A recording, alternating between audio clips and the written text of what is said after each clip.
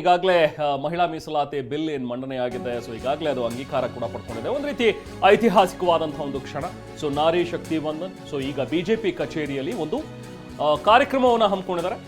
So ಈ ಒಂದು ಕಾರ್ಯಕ್ರಮಕ್ಕೆ ನರೇಂದ್ರ ಮೋದಿ ಅವರು ಕೂಡ ಆಗಮಿಸಿದ್ದಾರೆ. ದೆಹಲಿಯಲ್ಲಿರುವಂತಹ ಬಿಜೆಪಿಯ ಕೇಂದ್ರ ಕಚೇರಿಗೆ ನರೇಂದ್ರ ಮೋದಿ ಅವರು ಬಂದಿದ್ದಾರೆ. ಕಾರ್ಯಕರ್ತರನ್ನು ಉದ್ದೇಶಿಸಿ ಇನ್ನೇನು ಕೆಲವೇ ಹೊತ್ತಿನಲ್ಲಿ ಪ್ರಧಾನಿ ನರೇಂದ್ರ ಮೋದಿ ಮಾತಾಡಲಿಕ್ಕಿದ್ದಾರೆ. ದೆಹಲಿಯ ಬಿಜೆಪಿ ಕೇಂದ್ರ ಕಚೇರಿಯಲ್ಲಿ ಸಂಭ್ರಮಾಚರಣೆಗೆ ಒಂದು ಸಮಾವೇಶವನ್ನ, ಒಂದು ಕಾರ್ಯಕ್ರಮವನ್ನ ಈಗ ಬಿಜೆಪಿಯ ಕಾರ್ಯಕರ್ತರೆಲ್ಲರೂ ಕೂಡ ಹಮ್ಮಿಕೊಂಡಿದ್ದಾರೆ. ಸೊ ಈಗ ನರೇಂದ್ರ ಮೋದಿಯವರು ಆಗಮಿಸಿದಾಗ ಸಂಭ್ರಮಾಚರಣೆ ಮುಗಿಲು ಮುಟ್ಟಿದೆ. ವಾದ್ಯಗಳನ್ನು ನುಡಿಸಿ ಕುಣಿದು ಕುಪ್ಪಳಿಸಿದ್ದಾರೆ ಕಲಾವಿದರು. ದೀನ್ ದಯಾಳ್ ಉಪಾಧ್ಯಾಯ ಮಾರ್ಗದಲ್ಲಿರುವಂತಹ ಕಚೇರಿ ಇದು. ದೆಹಲಿಯ ಬಿಜೆಪಿ ಕೇಂದ್ರ ಕಚೇರಿಗೆ ಈಗಷ್ಟೇ ನರೇಂದ್ರ ಮೋದಿ ಅವರು ಆಗಮಿಸಿದ್ದಾರೆ. ಅವರನ್ನ ಬಿಜೆಪಿಯ ಮಹಿಳಾ ಘಟಕದ ಸದಸ್ಯರೆಲ್ಲರೂ ಕೂಡ ಆತ್ಮೀಯವಾಗಿ ಬರಮಾಡಿಕೊಂಡಿದ್ದಾರೆ, ಸ್ವಾಗತಿಸಿದ್ದಾರೆ. धन्यवाद धन्यवाद।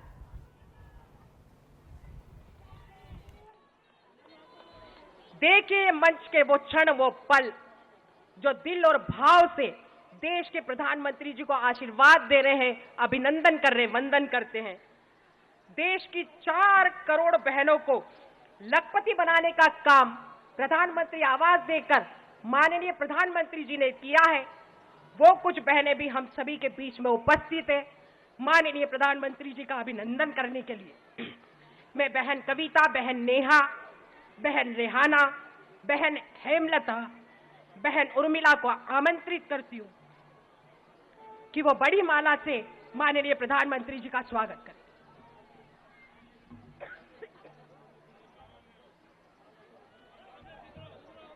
हम सब बहनें जोरदार तालियों के साथ माननीय प्रधानमंत्री जी का अभिनंदन करें, स्वागत करें, वंदन करें, जिन्होंने युग परिवर्तित करने का काम किया है, असंभव को संभव करने का काम किया है।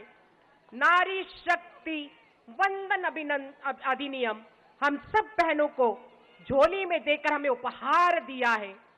जितनी भी बार हम अपने राष्ट्र नायक का धन्यवाद करें उतना ही कम है। बारंबार हम धन्यवाद प्रेषित करते हैं कि जिन्होंने हम सब बहनों के नेतृत्व पर विश्वास किया और आने वाले देश की उन्नति और प्रगति में और भविष्य में हम सब बहनों की भागीदारिता को सुनिश्चित करने का काम किया। ऐसे हमारे देश के यशस्वी प्रधानमंत्री माननीय मोदी जी को हम सब कोटि कोटि धन्यवाद देते हैं।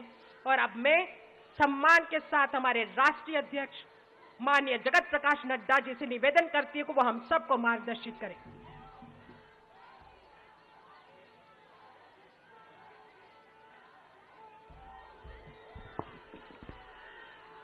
बोलिए भारत माता की, भारत माता की, भारत माता की।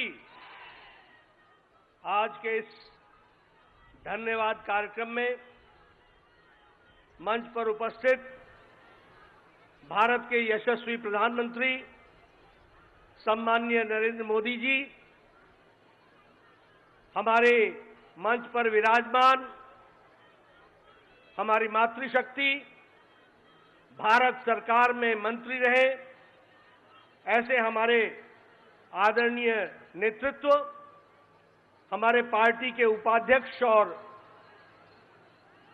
महिला मोर्चा की अध्यक्षा, और यहां इतनी बड़ी संख्या में हर्षोल्लास से ओतप्रोत हमारी मातृशक्ति जो आज अपने आदरणीय प्रधानमंत्री जी को धन्यवाद देने के लिए यहां पर एकत्र आई हैं। आप सबकी ओर से और लाखों बहनें जो इस कार्यक्रम को टेलीविजन के माध्यम से, डिजिटल दुनिया के माध्यम से इस कार्यक्रम से जुड़ी हैं, उन सब की ओर से भारत के यशस्वी प्रधानमंत्री श्री नरेंद्र मोदी जी का हम सब लोग हार्दिक अभिनंदन करते हैं और स्वागत करते हैं।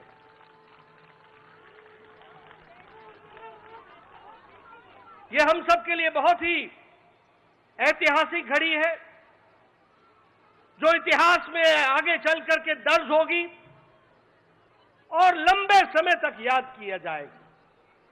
ऐसे घड़ी का, ऐसे क्षण का हम उसके चश्मदीद गवाह हो, यह हम सबका सौभाग्य है।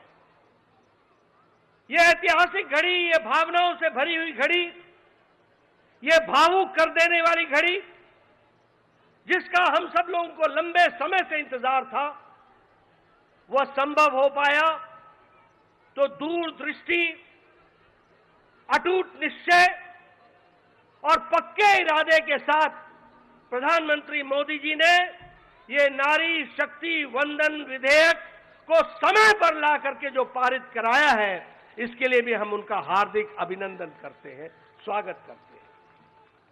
हम जानते हैं कि नारी शक्ति के सशक्तिकरण के लिए प्रधानमंत्री मोदी जी ने एक नहीं अनेकों कदम उठाए हैं।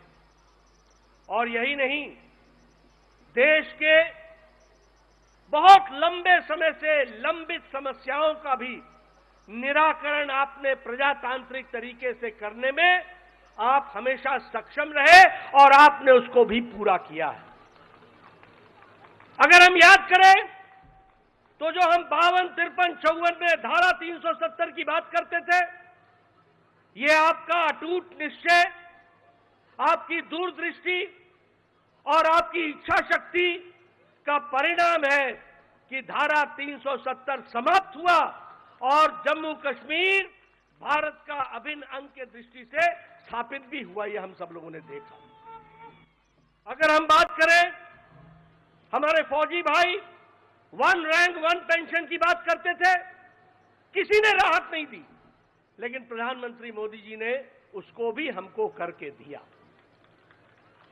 इकोनॉमिक वीकर सेक्शन को रिजर्वेशन, ये कभी सोचा भी नहीं था, उसको भी पूरा करके हमारे प्रधानमंत्री जी ने दिया।